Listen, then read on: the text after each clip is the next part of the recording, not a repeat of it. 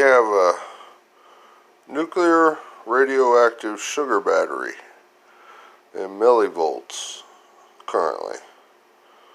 And as you can see, there's about 2 or 3 pounds of sugar in there collecting voltage with stainless steel metal.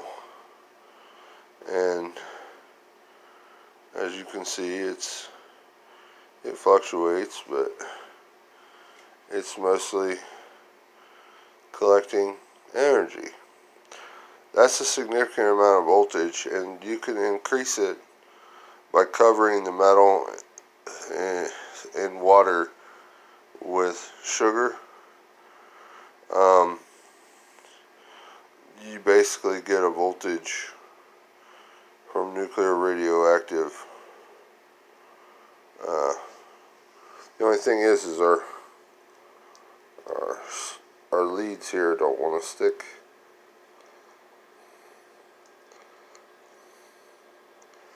So it's about, with that amount currently, as you can see how much sugar it has. The positive is buried. The negative, as you can see, is on top with sugar in it. All that sugar in that plastic is radiating nuclear carbon. And maybe some other elements, whatever might be in granulated sugar. But we gotta get this to stick. This is pretty much the standard. Our tape job isn't very good. That's it. It's around 18 to 19 millivolts, and the terminals are opposite.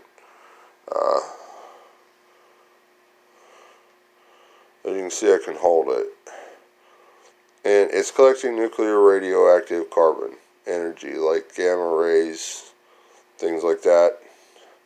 Creates a voltage in the stainless steel, and that's pretty much what it does. It may actually build up a little bit of acid, not real sure about that, but that's pretty much it. That's how you make a nuclear radioactive sugar battery. You can put these in series and parallel, and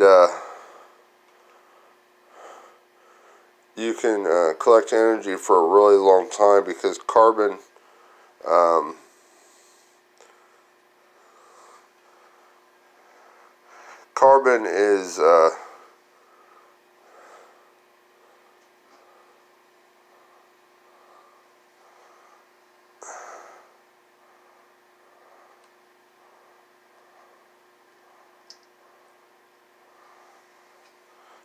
is radioactive for like 5,000 years or something. If it's currently radioactive, it has a maximum of 5,000 some odd years. But you never know when it's going to actually fizzle out. So you really can't tell when carbon-14 or any other radioactive isotope was actually born in a star or in the universe. You can't tell how long it's been on Earth. It's been here for a really long time, and they're created in spectrums of like star chronological events, and basically they have species that have different birthdays.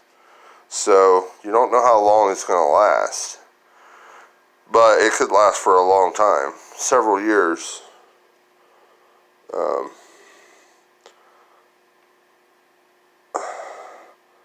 It will probably be radioactive. You need to contain it. As long as you maintain a voltage, it should be alright. We dropped a little bit in voltage for whatever reason. But this has never been really charged, except maybe by the voltmeter here, which shouldn't be on a charge setting. It's on a voltage setting, which is requiring very little charge. But basically, what happens when we stick our finger in here?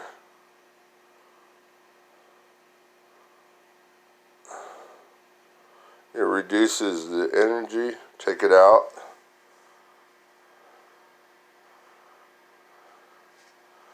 We'll put our electrode back on there. Alright, so like, here's my finger in the water.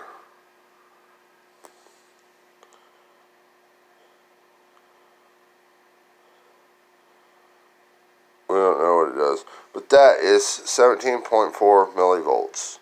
You can put these in parallel and series and combine them, and they will create a whole lot of voltage, and they'll run, should run for a really long time based on radioactive decay. Thank you. Bye.